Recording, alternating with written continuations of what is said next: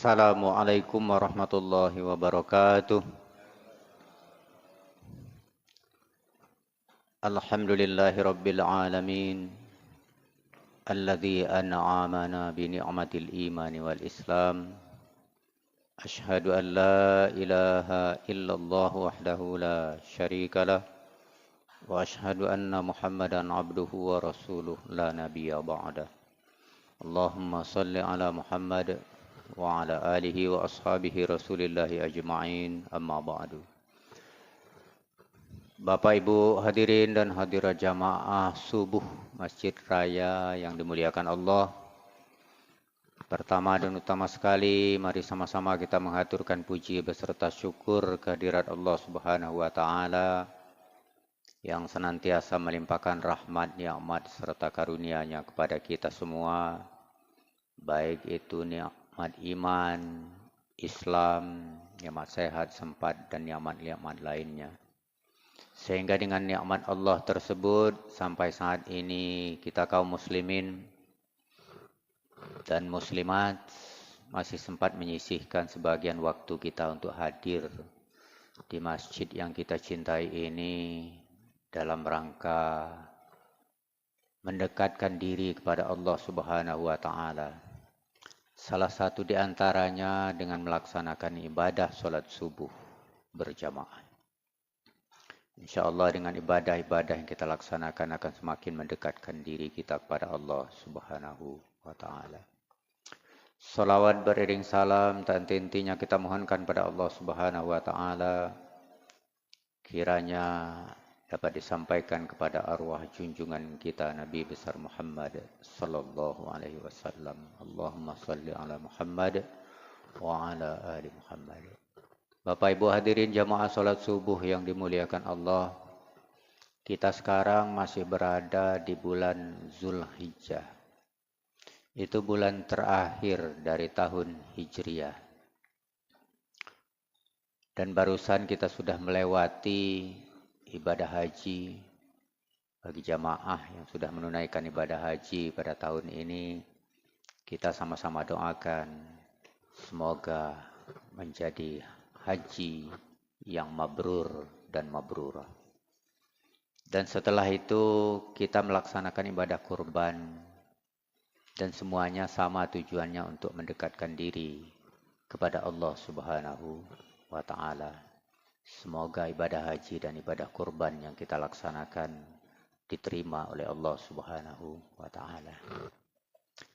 Bapak Ibu hadirin jamaah salat subuh yang dimuliakan Allah.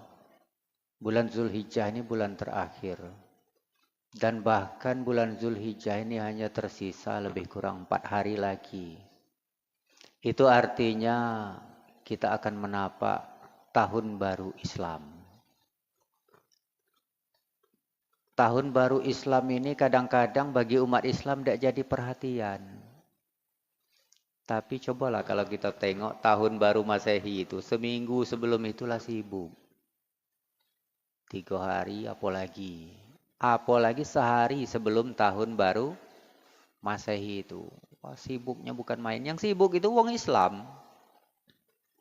Wong Islam itu sibuk nengok persiapan tahun baru Masehi 1 Januari itu. Tapi 1 Muharram itu kadang-kadang tidak jadi perhatian bagi umat Islam sendiri. Padahal itu tahun baru Islam. Mari sama-sama kita jadikan perhatian tahun baru Islam itu untuk menjadikan pelajaran bagi kita. Karena bergantinya masa, bergantinya waktu, bergantinya tahun, harus ada yang berganti pada diri kita. Jangan kita mantap seperti biasa. Kalau ada lagu itu, aku masih seperti yang dulu. Wah, itu kalau untuk amal ibadah masih seperti yang dulu, tidak bagus itu. Untuk iman dan takwa masih seperti yang dulu, tidak bagus itu. Kenapa? Karena iman dan takwa kita harus kita tingkatkan. Iman harus meningkat, takwa harus meningkat, amal ibadah harus meningkat. Jangan seperti yang dulu. Bapak Ibu hadirin jamaah salat subuh yang dimuliakan Allah Subhanahu wa taala. kita sama-sama tahu bahwa pergantian tahun itu, pergantian masa itu ada sesuatu yang kita rasakan, yang kita rubah, yang kita miliki pada masa itu. Jadi nanti kira-kira 4 hari lagi kita masuk 1 Muharram. Jangan kita abaikan dan jangan sampai kita melupakan sama sekali 1 Muharram itu, padahal itu tonggak sejarah juga bagi umat Islam. Dan jangan sampai kita 1 Januari sibuknya bukan main, memeriahkannya bukan main, tapi 1 Muharram kita tidak ada melakukan apa-apa.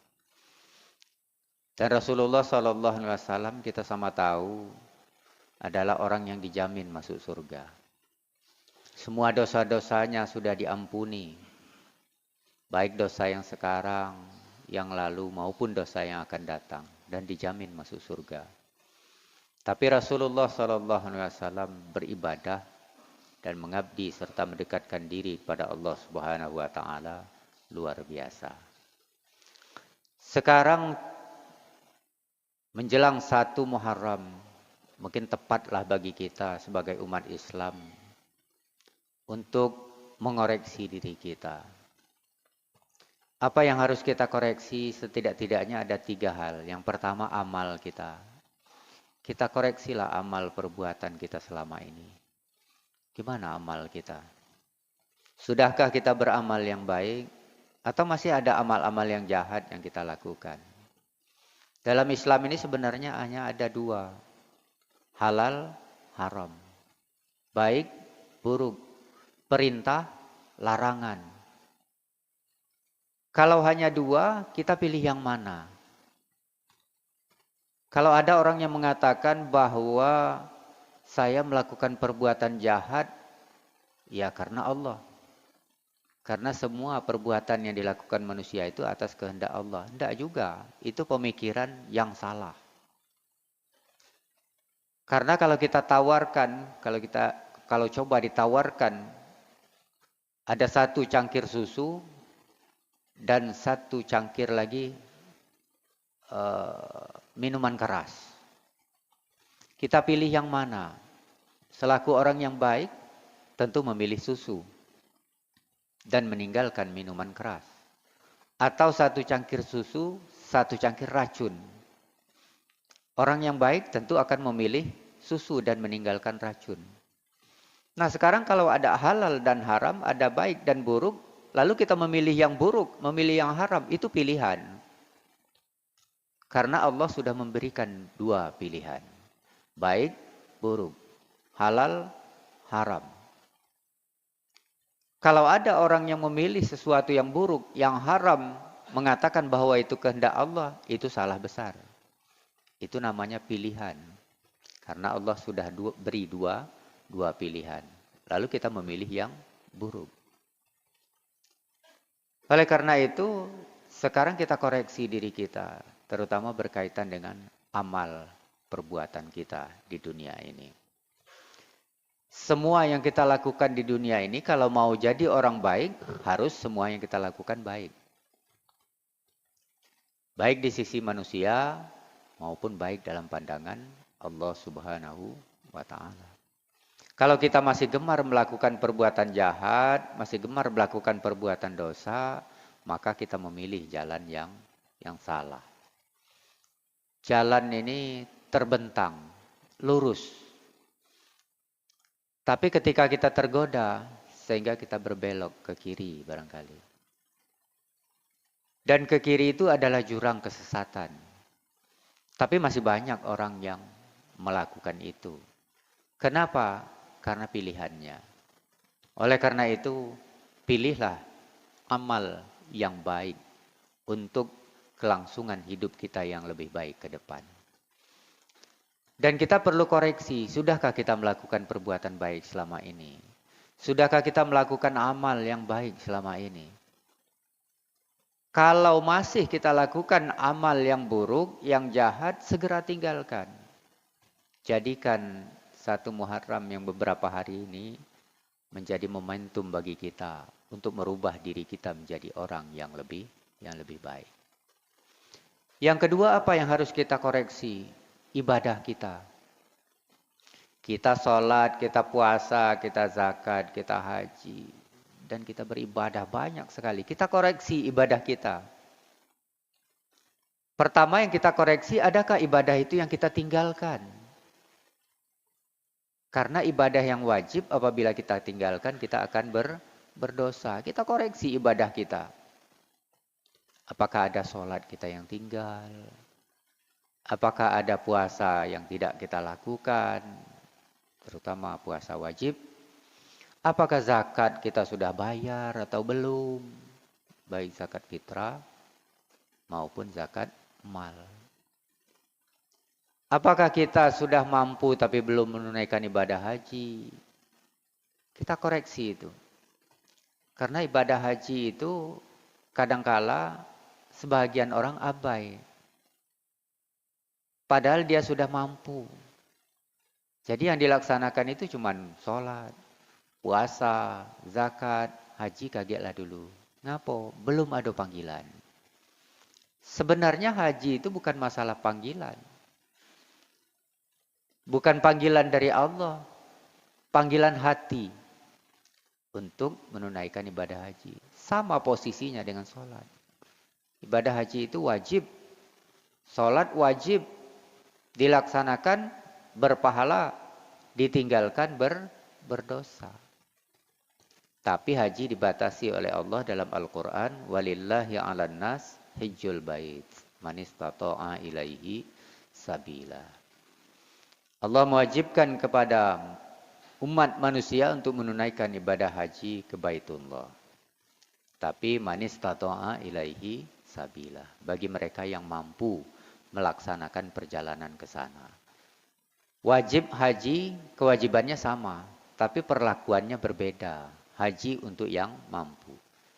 Kalau kita tidak mampu, tidak wajib haji. Belum wajib haji. Tapi kalau kita sudah mampu, haji menjadi wajib. Apabila kita tinggalkan, kita berdosa. Nah sekarang kita koreksi ibadah kita.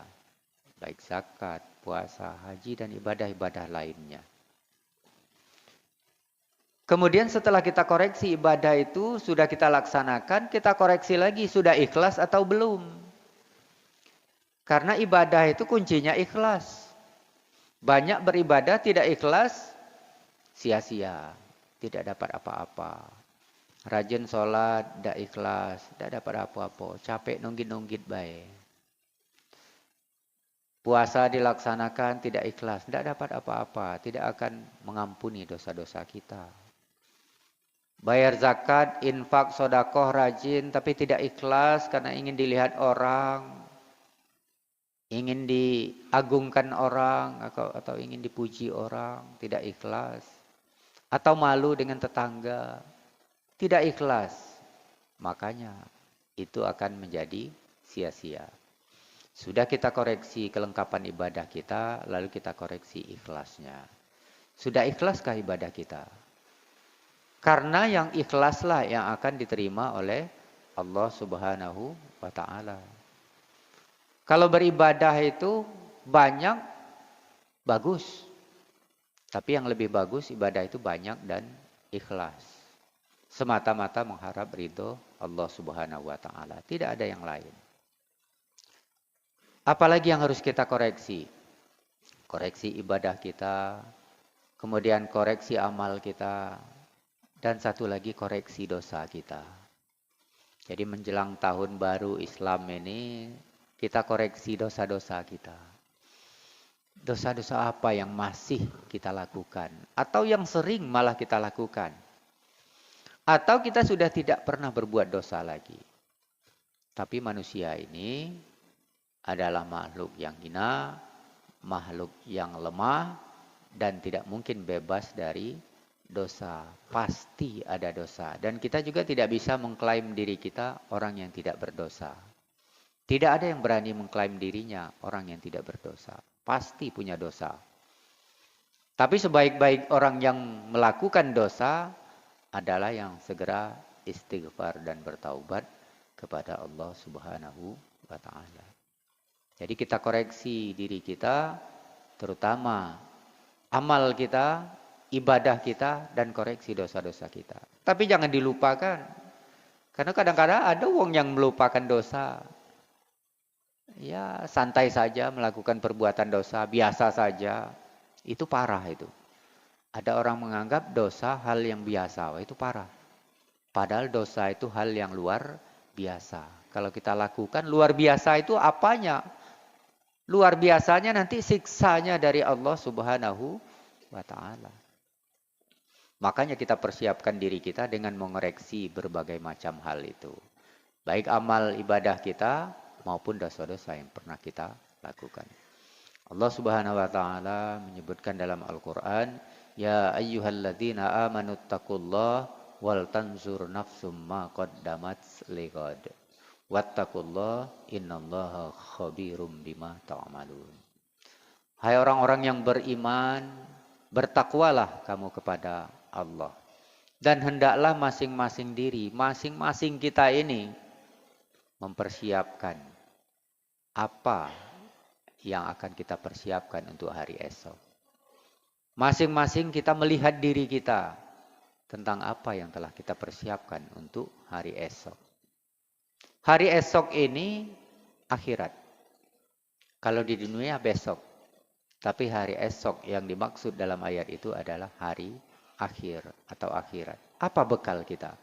Apa yang telah kita persiapkan untuk hari esok menghadap Allah Subhanahu wa ta'ala? Ada satu bekal yang paling baik yaitu takwa. Wa tazawwadu fa inna khairaz zadit taqwa. Berbekallah kamu, sebaik-baik bekal adalah takwa. Jadi persiapkanlah diri kita untuk menghadapi hari esok dengan berbekal takwa. Walaupun takwa ini banyak beberapa jalan yang harus kita lalui untuk mencapai derajat itu. Derajat yang paling mulia, derajat yang paling tinggi di sisi Allah Subhanahu wa ta'ala. Inna akramakum indallahi atqakum. Sungguhnya orang yang paling mulia di antara kamu di sisi Allah ialah orang yang bertakwa. Orang yang paling takwa di antara kamu. Gapailah derajat takwa ini. Bagaimana cara menggapainya? Melakukan amal ibadah dan termasuk mengoreksi dosa-dosa yang pernah kita lakukan. Bapak Ibu hadirin jamaah salat subuh yang dimuliakan Allah. Itu yang pertama, menjelang tahun baru Islam ini, kita koreksi diri kita, terutama amal ibadah kita dan dosa-dosa yang pernah kita lakukan. Kemudian yang kedua, jadikan pergantian tahun itu untuk meningkatkan iman dan takwa kita kepada Allah Subhanahu wa ta'ala. Berganti waktu, berganti tahun, iman kita berganti juga dengan iman yang lebih meningkat. Takwa kita berganti juga dengan takwa yang lebih meningkat. Jangan stagnan, jangan mantap, jangan jalan di tempat. Makanya para penceramah sering mengajak, mari sama-sama kita tingkatkan iman dan takwa kita kepada Allah Subhanahu wa ta'ala. Berarti semakin hari iman kita, takwa kita semakin meningkat. Jadikanlah momentum tahun baru Islam, kira-kira 3 atau 4 hari lagi ini, sebagai ajang untuk meningkatkan iman dan takwa kita kepada Allah Subhanahu wa ta'ala. Iman kita semakin yakin, semakin mantap, semakin kokoh pada Allah Subhanahu wa ta'ala. Dan dengan iman yang mantap dan kokoh, insya Allah takwa kita juga akan meningkat. Kemudian jadikan pergantian waktu itu sebagai ajang peringatan bagi kita. Agar kita sadar dengan dosa-dosa yang telah kita lakukan dan segera kita bertaubat dan istighfar kepada Allah Subhanahu wa ta'ala. Oh iya, aku ini banyak dosa. Mulai besok aku harus banyak-banyak istighfar. Harus banyak-banyak bertaubat kepada Allah Subhanahu wa ta'ala. Itu kalau orang meyakini bahwa dirinya banyak dosa. Tapi kalau meyakini dirinya tidak ada dosa atau sedikit dosa, nanti dulu istighfar, nanti dulu taubat. Makanya kita sesudah sholat, itu langsung mengucapkan minimal istighfar 3 kali. Tapi ada juga orang yang sudah sholat, itu mengucapkan alhamdulillah. Tapi sebanyak tuntunan yang saya baca, sudah sholat itu bukan alhamdulillah. Tapi langsung istighfar. Minimal tiga kali. Assalamualaikum warahmatullahi wabarakatuh. Assalamualaikum warahmatullahi wabarakatuh. Astaghfirullahaladzim. Astaghfirullahaladzim. Astaghfirullahaladzim. Kenapa istighfar? Karena kemungkinan selama sholat kita ada yang tidak baik. Ada yang mengganggu. Atau ada yang tidak khusyuk. Makanya sudah sholat langsung istighfar. Bapak Ibu hadirin jamaah sholat subuh yang dimuliakan Allah. Kita jadikan momentum tahun baru Islam ini sebagai peringatan bagi kita agar kita segera istighfar dan taubat terhadap dosa-dosa yang pernah kita lakukan. Ya segera. Taubat atau istighfar itu jangan ditunda-tunda. Rasulullah SAW istighfarnya 1 hari banyak sekali. Padahal dosa sudah diampuni. Dijamin masuk surga. Tapi kita dosa banyak masuk surga. Belum tentu. Tapi kadang-kadang malas-malas istighfar. Makanya jadikan peringatan bagi diri kita menjelang 1 Muharram ini. Kita jadikan peringatan agar kita segera istighfar dan bertaubat kepada Allah Subhanahu wa taala terhadap dosa-dosa kita. Bapak Ibu hadirin jamaah salat subuh yang dimuliakan Allah. Kemudian yang terakhir, jadikanlah peringatan 1 Muharram atau menjelang pergantian tahun baru Islam ini, jadikan sebagai ujian diri kita agar kita tetap sabar dan tabah menghadapi hidup ini. Dalam hidup ini banyak sekali ujian dan cobaan. Banyak sekali persoalan dan permasalahan. Banyak sekali musibah dan bencana. Banyak sekali mara bahaya dan tipu daya. Banyak sekali penyakit dan wabah. Oleh karena itu, kita mohon kepada Allah Subhanahu wa taala agar kita tegar. Agar kita diberi kesabaran dan ketabahan menghadapi semua persoalan hidup ini. Selagi kita hidup, persoalan hidup tetap ada. Apakah itu persoalan rumah tangga? Apakah itu persoalan ekonomi? Atau persoalan kesehatan? Persoalan kerja? Dan berbagai permasalahan hidup yang kita lalui. Tapi kita mohon kepada Allah Subhanahu wa taala agar itu hanya sebagai ujian untuk meningkatkan iman dan takwa kita melalui sabar dan tabah menghadapinya. Dalam hidup ini kita banyak diberikan ujian. Sudah sering kita ungkapkan bahwa Allah senantiasa memberikan ujian dan cobaan kepada hamba-hambanya. Sebutkan dalam Al-Quran surat Al-Baqarah. Walanabluwannakum bisyai'im minal khauf. Allah berikan ujian kepada kita ketakutan. Kita takut. Takut apa? Takut hilang harta, takut sakit, takut mati. Banyak ketakutan yang diberikan oleh Allah pada kita. Tapi itu bagi orang yang beriman sebagai ujian. Wal ju' lapar, kelaparan. Wa naqsim minal amwal, kekurangan harta. Wal anfusi was samarat, kekurangan jiwa. Dan kekurangan buah-buahan. Wa basyiris sabirin. Berilah berita gembira kepada orang yang sabar dan tabah terhadap ujian itu. Jadi segala persoalan hidup kita ini, segala permasalahan yang ada dalam hidup kita ini, anggap itu sebagai ujian dan mohon kepada Allah Subhanahu wa taala agar kita tabah dan sabar menghadapinya. Siapa yang tabah dan sabar itu?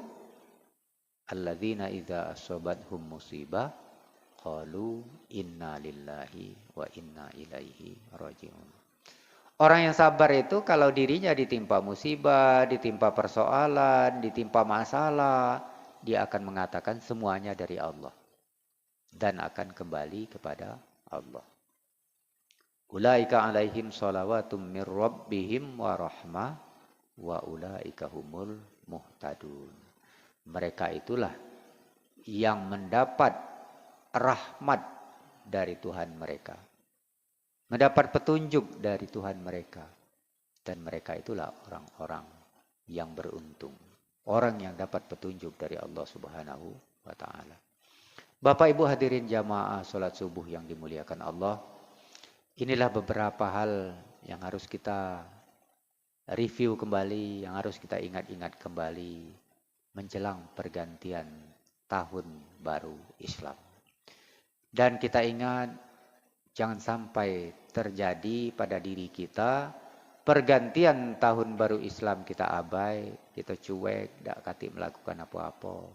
Tapi ketika pergantian tahun baru Masehi, kita sibuk setengah mati. Sekarang kita balik. Jadikan diri kita sebagai orang yang sibuk mengoreksi diri kita menjelang tahun baru Islam.